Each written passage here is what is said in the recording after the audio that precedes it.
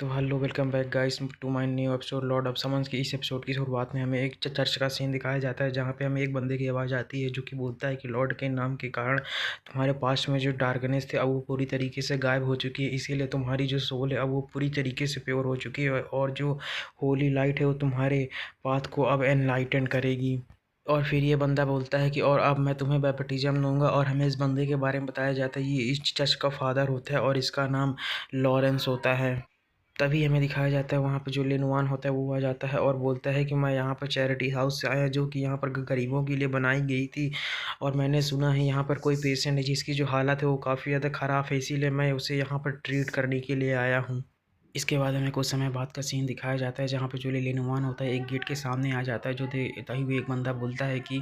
Senior अब हम आपको जो डॉग वेन है उनके बारे में बताएंगे कि उनकी जो इलनेस है वो काफ़ी ज़्यादा ही खतरनाक है, इसीलिए शायद आपको थोड़ी सी प्रॉब्लम भी हो सकती है। जो सुनकर जो लिनवान होता है वो हाँ में नोट करता है। तभी हमें उस गेट के अंदर का सीन दिखाया जाता है जहाँ पे हमें एक बंदे को दिखाया जाता है जो कि बेड पर लेटा हुआ होता है और उसकी जो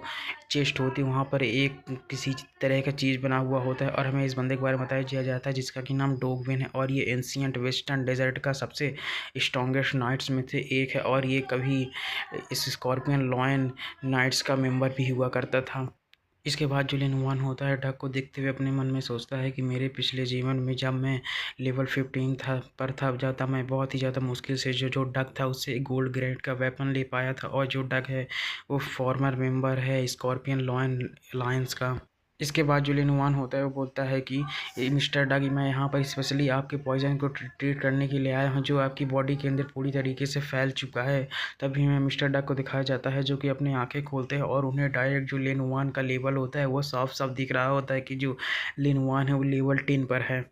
तभी जो मिस्टर डग होते हैं उठते हुए बोलते हैं कि तुम बस एक लेवल टेस्ट 10 के मेज है और मेरे यहाँ पर जो ऑफिसर पेट्रोलिंग करते हैं वो भी तुमसे ज़्यादा लेवल के हैं। तभी जो मिस्टर डग होते खांसने लगते हैं जिनके खांसने के कारण उनके मुंह से अंदर कोई चीज़ आकर उनके ऊपर गिरती है और हमें दिखाई जाए कि किसी तरीके का कोई चीज़ होता है जो देखकर जो लिनवान होता है उनसे बोलता है कि आपके अंदर जो पॉइजन है वो आपकी बॉडी के अंदर पूरी तरीके से फैल चुका है और अब वो धीरे धीरे आपके जो ऑर्गन्स हैं उन्हें भी अफेक्ट कर रहा है, जिसके कारण अगर आप मेरा इलाज को स्वीकार नहीं करते हैं तो आप कम से कम 1 महीने से ज़्यादा ज़िंदा नहीं रह पाओगे। जो सुनकर जो मिस्टर डग होते हैं चिल्लाते हुए बोलते हैं कि मेरे जो बॉडी के अंदर पॉइजन है उसे क्योर करने के लिए कम से कम 1000 ग्राम सड़ी हुई मछली की चर्बी की आवश्यकता होगी और अगर तुम्हें मौत से बिल्कुल भी डर नहीं लगता है तो जाओ और कीचड़ भरे रेगिस्तान में अपनी किस्मत आजमाओ। तभी जो सिस्टम होता है वहाँ पर अपीयर हो जाता है और बोलता है कि आपने डग की क्वेस्ट को ट्रिगर किया है, क्या आप इसे एक्सेप्ट करना चाहेंगे। और हमें क्वेस्ट के बारे में बताया जाता है जो कि डग की रिक्वेस्ट होती है और वह क्वेस्ट लेवल गोल्ड होता है जहाँ पर जो लिनवान होता है उसे 1000 ग्राम रोटेड गिल्ड फिश की आवश्यकता होती है ताकि वो डग के बॉडी के अंदर जो पॉइजन है उसे क्योर कर सके। जो सुनकर जो लिनवान होता है वो बोलता है कि हाँ मैं इस क्वेस्ट को एक्सेप्ट करता हूँ। इसके बाद हमारा सीन शिफ्ट होता है और हमें मडी के लिए डेजर्ट का सीन दिखाया जाता है जहाँ पे हमें कुछ फिश को दिखाया जाता है जो कि एक जगह पर घूम रही होती हैं और वहीं पर हमें कुछ इंसानों की खोपड़ियों को भी दिखाया जाता है जो कि कीचड़ के अंदर तैर रही होती हैं। तभी हमें एक फिश को दिखाया जाता है जो कि 2 लोगों के ऊपर अटैक कर रही होती है और हमें इस फिश के लेवल को दिखाया जाता है जो कि लेवल 15 पर होती है और ये एक इलाइट रैंक की फिश मॉन्स्टर होती है और इसका जो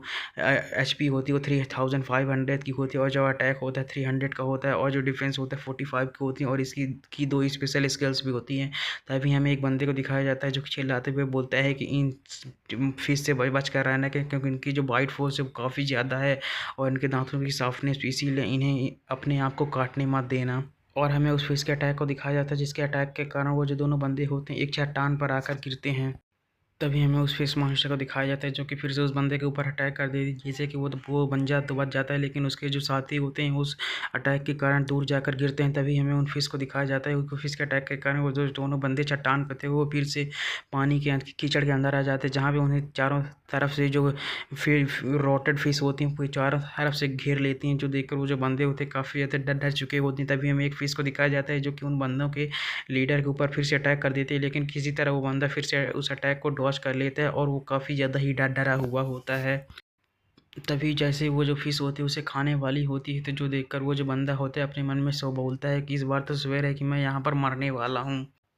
और उस पे फिश को इस तरह अटैक करता देखकर वो जो बंदा होता है अपनी आँखों को बंद कर लेता है। तभी हमें उसके ऊपर से लेनुआन को दिखाया जाता है, जहाँ पे जो लेनुआन होता है वहाँ पर आ चुका होता है और उस बंदे को पीछे खींचते हुए बोलता है कि तुम मेरे रास्ते से हट जाओ। और जो लेनुआन होता है अपनी पावर्स का यूज़ करके उस फिश पे ऊपर अटैक कर देता है।